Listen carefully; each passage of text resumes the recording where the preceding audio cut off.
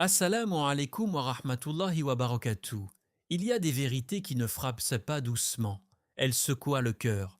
Elles arrivent après des années, parfois après une vie entière, comme un réveil brutal. Une personne peut passer 10, 20, 30, voire 50 ans à avancer, sans jamais vraiment se poser les bonnes questions. Elle se lève chaque matin, poursuit ses objectifs, construit une carrière, fonde une famille, accumule des biens, mais au fond, quelque chose reste vide, un manque silencieux, difficile à expliquer, mais impossible à ignorer. Ce vide, c'est souvent l'absence de connexion avec le but réel de l'existence, car vivre sans la guidance d'Allah, c'est comme avancer dans l'obscurité en pensant voir clair. On croit savoir où l'on va, mais en réalité, on s'éloigne peu à peu de l'essentiel. Et le plus dangereux, c'est que cette illusion peut durer des années. On s'habitue à une routine, à un mode de vie, à des priorités dictées par la société, sans réaliser qu'on est en train de passer à côté de la vérité. Puis un jour, quelque chose change. Un rappel, une épreuve, une parole, un verset, et soudain tout devient clair. La personne comprend. Elle réalise que tout ce temps, elle vivait sans réellement vivre, elle suivait ses passions, ses envies ou les attentes des autres, mais pas les lois d'Allah, et cette prise de conscience peut être bouleversante. Allah dit dans le Coran, ne médite-t-il donc pas sur le Coran? Ou y a-t-il des cadenas sur leur cœur? Sourate Muhammad 47-24. Ce verset est profond. Il ne parle pas d'un manque d'intelligence, mais d'un manque d'attention, d'un cœur fermé ou distrait, car la vérité est là, accessible, claire, mais encore faut-il prendre le temps de s'arrêter, de réfléchir, de méditer. Beaucoup de personnes vivent toute leur vie sans vraiment écouter ces rappels, non pas parce qu'ils ne sont pas intelligents, mais parce qu'ils sont occupés, occupés par le travail, les responsabilités, les distractions, les ambitions. Et le temps passe, rapidement, jusqu'au moment où il s'arrête. Et là, une question surgit. Qu'ai-je fait de ma vie? C'est à cet instant que la réalité se révèle. Une réalité parfois difficile à accepter. Réaliser qu'on a vécu longtemps sans suivre la guidance d'Allah peut provoquer des regrets profonds. Mais en islam, même ce moment est une bénédiction, car tout le monde n'a pas cette prise de conscience. Certaines personnes vivent des mœurs sans jamais comprendre, sans jamais se remettre en question, sans jamais revenir vers Allah. Alors que celui qui réalise, même après 50 ans, a reçu un immense cadeau, celui de voir la vérité avant qu'il ne soit trop tard. C'est une preuve de la miséricorde d'Allah, car tant que tu respires, tout peut encore changer. Tant que ton cœur bat, tu peux encore revenir. Peu importe le nombre d'années perdues, peu importe les erreurs accumulées, peu importe la distance, le chemin du retour est toujours ouvert. Et c'est cela qui rend cette réalité si puissante.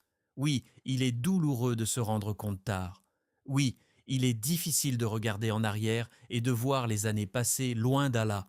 Mais en même temps, c'est une lumière qui s'allume dans l'obscurité. Une opportunité que beaucoup n'auront jamais. Alors si cette prise de conscience arrive, il ne faut pas la repousser, il ne faut pas l'ignorer, car elle peut être le début d'une transformation profonde, sincère et durable. Il y a une idée très répandue aujourd'hui, presque ancrée dans les esprits. Suivre les lois d'Allah serait difficile, contraignant, voire incompatible avec une vie épanouie. Beaucoup pensent que la religion limite, qu'elle empêche de profiter pleinement de la vie. Mais cette perception est souvent le résultat d'une incompréhension profonde. Car en réalité, les lois d'Allah ne sont pas là pour restreindre l'être humain. Elles sont là pour le protéger. Imagine une personne qui marche dans un chemin rempli de dangers. Des trous, des obstacles, des pièges invisibles. Si quelqu'un lui donne des instructions précises, ne passe pas par là, évite ce chemin, prends cette direction. Est-ce une restriction ou une protection? C'est exactement cela, les lois de l'islam. Elles ne sont pas arbitraires. Elles ne sont pas imposées sans sagesse. Chaque règle, chaque interdiction, chaque obligation a une raison profonde, même si parfois elle dépasse notre compréhension immédiate. Allah, celui qui t'a créé, connaît parfaitement ce qui est bon pour toi et ce qui peut te détruire. C'est pour cela que l'islam n'est pas seulement une religion faite de rituels. C'est un mode de vie complet. Il encadre la manière de manger, de parler, de se comporter, de gagner son argent, de traiter les autres. Parce que chaque aspect de la vie a un impact sur le cœur et l'âme. Le prophète, que la paix et le salut d'Allah soient sur lui, a dit « J'ai laissé parmi vous deux choses. Si vous vous y accrochez, vous ne vous égarez jamais, le livre d'Allah et ma sunna. » Ce hadith est une garantie, une promesse claire. Celui qui suit le Coran et la sunna ne se perdra jamais. Peu importe les épreuves, les doutes, les tentations, il aura toujours une direction. Et c'est là que se trouve la différence fondamentale. Beaucoup de gens aujourd'hui vivent sans repère. Ils prennent des décisions basées sur leurs émotions, leurs envies du moment ou les tendances de la société. Un jour, ils pensent d'une manière, le lendemain, ils changent. Ils avancent sans stabilité, sans fondation solide. Résultat, confusion, stress, regret, alors que celui qui vit selon les lois d'Allah possède un cadre clair. Il sait ce qui est permis et ce qui ne l'est pas. Il sait comment réagir face aux difficultés. Il sait où il va. Et cette clarté apporte une paix intérieure que rien d'autre ne peut remplacer. Les lois d'Allah simplifient la vie. Elles t'évitent de tomber dans des choix destructeurs. Elles te protègent contre toi-même, contre tes excès, contre tes impulsions. Car l'être humain, laissé à lui-même, peut facilement se perdre. Regarde autour de toi. Combien de personnes regrettent leur choix? Combien souffrent à cause de décisions prises sans réflexion, sans guidance? Combien cherchent le bonheur dans des choses qui finissent par les briser? Les lois d'Allah viennent justement fermer ces portes avant qu'il ne soit trop tard. Et ce qui est encore plus beau, c'est que ces lois ne sont pas seulement une protection extérieure.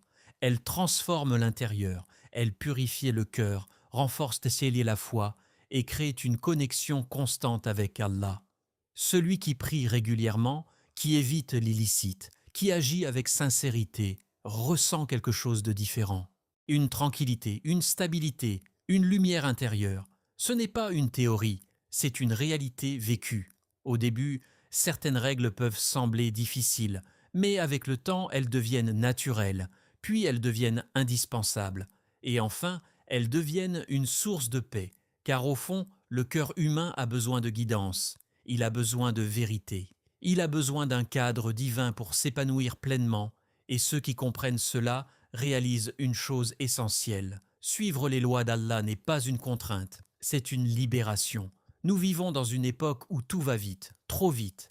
Les journées s'enchaînent, les objectifs s'accumulent, et sans même s'en rendre compte, l'être humain entre dans une course permanente. Une course vers quoi? Vers plus d'argent, plus de reconnaissance, plus de confort, mais rarement vers Allah. La vie moderne a créé une illusion puissante, celle que le succès se mesure uniquement à ce que l'on possède et à l'image que l'on renvoie. On admire celui qui réussit financièrement, celui qui est suivi, applaudi, reconnu. Et peu à peu, cette vision devient la norme. Elle s'installe dans les esprits, elle façonne les ambitions, elle influence les choix. Sans le réaliser, beaucoup commencent à vivre pour ce monde uniquement.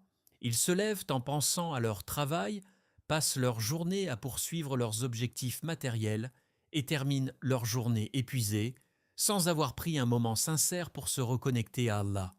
La prière devient secondaire, le rappel devient rare, et la spiritualité passe au second plan. Ce n'est pas toujours intentionnel, ce n'est pas toujours un rejet conscient, c'est souvent progressif, silencieux, presque invisible. C'est cela le piège. Allah dit dans le Coran « Je n'ai créé les djinns et les hommes que pour qu'ils m'adorent ». Sourate Ad-Dariyat 51-56. Ce verset est une vérité fondamentale. Il ne laisse aucune ambiguïté sur notre mission. Nous n'avons pas été créés uniquement pour travailler, consommer, réussir socialement ou accumuler des biens. Tout cela peut faire partie de la vie. Mais ce n'est pas le but. Le but, c'est l'adoration d'Allah. Et l'adoration en islam ne se limite pas à la prière ou au jeûne. C'est un mode de vie complet. C'est vivre chaque action avec une intention sincère, c'est chercher à plaire à Allah dans chaque choix, dans chaque parole, dans chaque décision. Mais lorsque la vie moderne prend toute la place, cette mission est oubliée. L'être humain commence alors à remplir son cœur avec autre chose, l'amour de ce monde. Il cherche la satisfaction dans les biens matériels, dans les plaisirs immédiats, dans le regard des autres, et au début, cela peut donner une sensation de bonheur. Mais ce bonheur est fragile, car tout ce qui est lié à ce monde est temporaire. L'argent peut disparaître, la reconnaissance peut s'effacer, les plaisirs peuvent s'y lasser. Et quand ces choses disparaissent, le cœur ressent un vide encore plus profond. C'est souvent à ce moment-là que la personne commence à réfléchir. Elle regarde sa vie, ses efforts, ses priorités, et elle se rend compte qu'elle a couru longtemps, mais pas forcément dans la bonne direction. Elle a investi son temps, son énergie, parfois même sa santé, pour des choses qui ne l'accompagneront pas dans l'au-delà. Et cette réalisation peut être douloureuse. Comprendre après des années que l'on s'est éloigné de l'essentiel, que l'on a négligé sa relation avec Allah, que l'on a donné trop d'importance à ce qui est éphémère, c'est un choc. Mais c'est aussi une ouverture, car cette prise de conscience permet de remettre les choses à leur place. Elle rappelle que réussir dans ce monde sans réussir auprès d'Allah n'est pas un vrai succès, que posséder beaucoup sans avoir de paix intérieure n'est pas une victoire. Et vivre sans adorer Allah, c'est passer à côté de sa mission principale. La vie moderne n'est pas un mal en soi. Travailler, réussir, progresser, tout cela est permis et même encouragé en islam. Mais le problème apparaît lorsque ces choses deviennent une priorité au point d'effacer l'essentiel. L'équilibre est la clé. Vivre dans ce monde sans oublier l'au-delà. Utiliser les biens sans en devenir esclave. Réussir, mais avec une intention sincère. Avancer, mais avec Allah au centre. Celui qui comprend cela transforme complètement sa vision de la vie. Il ne court plus de la même manière. Il ne cherche plus la même chose. Il ne donne plus la même valeur aux choses. Son cœur s'attache à ce qui est éternel et non à ce qui disparaît. Et c'est à partir de ce moment que la vraie réussite commence à prendre forme. Il y a des moments dans la vie où tout peut basculer, non pas à cause d'un événement extérieur, mais à cause d'une décision intérieure. Une décision silencieuse, profonde, sincère, celle de revenir vers Allah. Et cette décision, même après 50 ans d'éloignement, peut transformer toute une existence. Beaucoup de personnes pensent qu'il est trop tard pour changer, trop tard pour se repentir, trop tard pour espérer être pardonné. Elles regardent leur passé, leurs erreurs, leurs manquements, et elles se disent que le chemin du retour est trop long, trop difficile, voire inaccessible. Mais cette pensée est une illusion, car en islam, ce n'est pas la durée de l'égarement qui compte, c'est la sincérité du retour. Le prophète, que la paix et le salut d'Allah soient sur lui, a dit « Allah tend sa main la nuit pour que se repente celui qui a péché le jour, et il tend sa main le jour pour que se repente celui qui a péché la nuit », rapporté par Muslim. Ce hadith est bouleversant. Il montre que la porte du repentir n'est jamais fermée. Jour et nuit, Allah appelle ses serviteurs à revenir vers lui. Peu importe ce qu'ils ont fait, peu importe combien de fois ils sont tombés, peu importe combien de temps ils se sont éloignés. Allah ne se lasse pas de pardonner, mais l'être humain, lui, se lasse parfois de demander pardon. Et c'est là que réside la différence entre celui qui change et celui qui reste bloqué dans son passé. Celui qui comprend la miséricorde d'Allah ne voit plus ses erreurs comme une fin, mais comme un point de départ. Il ne se laisse pas écraser par la culpabilité, mais il l'utilise comme une force pour se rapprocher d'Allah, car le repentir sincère a un pouvoir immense. Il ne se contente pas d'effacer les péchés, il purifie le cœur, il change la vision de la vie, il redonne un sens, une direction, une lumière. Une personne qui revient sincèrement vers Allah ne reste pas la même. Son regard change. Ce qui lui semblait important auparavant perd de sa valeur. Les choses qui l'éloignaient d'Allah deviennent lourdes, inconfortables, et à l'inverse, les actes d'adoration deviennent une source de paix et de réconfort. Mais ce qui est encore plus incroyable, c'est que ce changement peut commencer par quelque chose de très simple. Une seule décision. Décider de prier sincèrement, décider de demander pardon avec le cœur, décider d'abandonner un péché, décider de faire un pas vers Allah, même petit.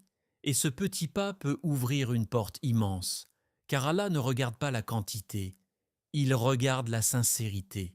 Une prière faite avec présence peut avoir plus de valeur que des années de gestes automatiques. Une larme versée par regret peut peser plus lourd que des actes faits sans conscience. C'est pour cela qu'il ne faut jamais sous-estimer un retour sincère.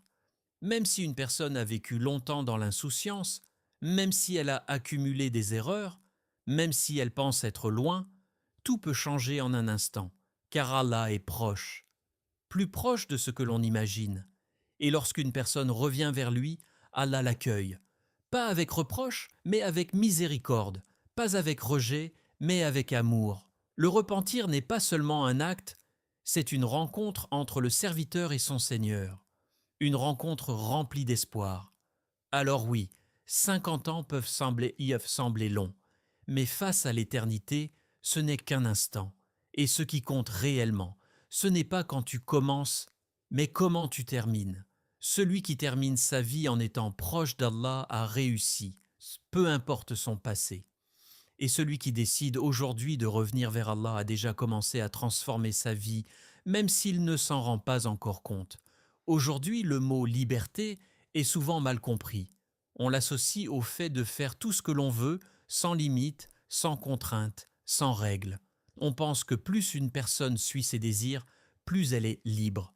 Mais en réalité, cette vision est trompeuse et parfois même destructrice, car suivre toutes ses envies sans contrôle, ce n'est pas être libre, c'est devenir esclave, esclave de ses passions, esclave de ses désirs, esclave de ses impulsions.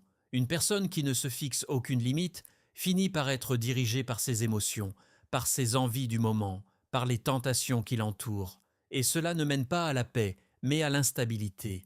La vraie liberté est bien différente. Elle consiste à être capable de dire non à ce qui te détruit, même si cela te tente. Elle consiste à choisir ce qui est juste, même si cela demande un effort. Elle consiste à vivre selon la vérité, et non selon les illusions. Et cette vérité, Allah nous l'a donnée. Allah dit dans le Coran, « Et quiconque craint Allah, il lui donnera une issue favorable et lui accordera sa subsistance par des moyens sur lesquels il ne comptait pas. » Surat at-Talaq 65, 2 à 3. Ce verset est une promesse que celui qui vit selon les lois d'Allah ne sera jamais abandonné, même dans les moments difficiles, même dans les situations complexes, Allah ouvre des portes inattendues. Mais pour comprendre cela, il faut changer de regard. Beaucoup voient les lois d'Allah comme des limites, alors qu'en réalité, ce sont des protections, comme les barrières sur une route de montagne. Elles empêchent de tomber, elles sécurisent le chemin. Sans elles, le danger serait constant. Les lois d'Allah jouent ce rôle dans notre vie. Elles protègent notre cœur contre ce qui peut le corrompre. Elles protègent notre esprit contre la confusion. Elles protègent notre vie contre les conséquences de mauvais choix. Et plus une personne les applique sincèrement, plus elle ressent une chose étonnante, une paix intérieure, une tranquillité qui ne dépend pas des circonstances, une stabilité qui ne disparaît pas avec les difficultés, une confiance profonde en Allah qui permet d'avancer même dans l'incertitude. Car vivre selon les lois divines, c'est vivre avec une direction claire. Tu sais pourquoi tu es là, tu sais ce que tu dois faire, tu sais ce que tu dois éviter. Tu ne navigues plus à l'aveugle, tu avances avec une lumière. Et cette lumière change tout. Elle change la manière de voir les épreuves. Au lieu de se sentir perdu, on comprend qu'il y a une sagesse derrière chaque difficulté. Elle change la manière de voir les blessures. On devient reconnaissant, conscient que tout vient d'Allah. Mais surtout, elle change la relation avec soi-même. Une personne qui suit ses passions peut ressentir du plaisir, mais souvent accompagné de regrets. Alors que celui qui suit les lois d'Allah peut ressentir de l'effort, mais suivi d'une paix profonde. Et avec le temps, cette paix devient plus précieuse que n'importe quel plaisir. Ce qui est interdit n'est pas interdit pour te priver, mais pour te protéger. Ce qui est obligatoire n'est pas obligatoire pour te fatiguer, mais pour t'élever. Chaque règle a une sagesse, chaque limite a un sens. Chaque acte d'adoration est une opportunité de se rapprocher d'Allah. Et plus tu avances dans cette voie, plus tu réalises une chose essentielle. Tu n'es plus esclave de ce monde, tu n'es plus dépendant du regard des autres, tu n'es plus contrôlé par tes désirs, tu n'es plus perdu dans l'incertitude, tu es libre, libre parce que ton cœur est attaché à Allah, libre parce que tu vis selon une vérité stable, immuable, libre parce que tu sais que quoi qu'il arrive, Allah est avec toi. Et cette liberté est la plus précieuse de toutes. Parfois, il faut des années, voire une vie entière, pour réaliser une vérité simple mais essentielle. Nous ne sommes pas faits pour vivre sans direction. Le témoignage de quelqu'un qui met 50 ans à comprendre l'importance de suivre les lois d'Allah est un rappel puissant pour chacun d'entre nous, car il ne s'agit pas seulement d'une histoire, c'est un miroir dans lequel nous pouvons nous reconnaître. Peut-être que toi aussi, il y a des choses que tu remets à plus tard. Peut-être que tu sais déjà ce que tu devrais changer, mais tu hésites encore. Ce message est là pour te dire, n'attends pas, chaque jour est une opportunité, chaque instant est une chance de revenir vers Allah, de réaligner ta vie avec sa guidance. Ne laisse pas les années passer sans te rapprocher de celui qui t'a créé, car au final, ce ne sont ni les biens, ni les titres, ni les plaisirs qui resteront, mais tes actions, ta sincérité et ta relation avec Allah. Abonne-toi à l'Islam Connect, partage cette lumière autour de toi et sois une cause de bien pour les autres. Merci d'avoir ouvert ton cœur à cette parole. Que la paix d'Allah t'accompagne dans chaque étape de ta vie. Allah dit, ô mes serviteurs qui avez commis des excès contre vous-mêmes, ne désespérez pas de la miséricorde d'Allah. Certes, Allah pardonne tous les péchés. Shia Surata Az-Zumar 39, 53. Qu'Allah nous guide, nous pardonne et nous rapproche de lui. Amen.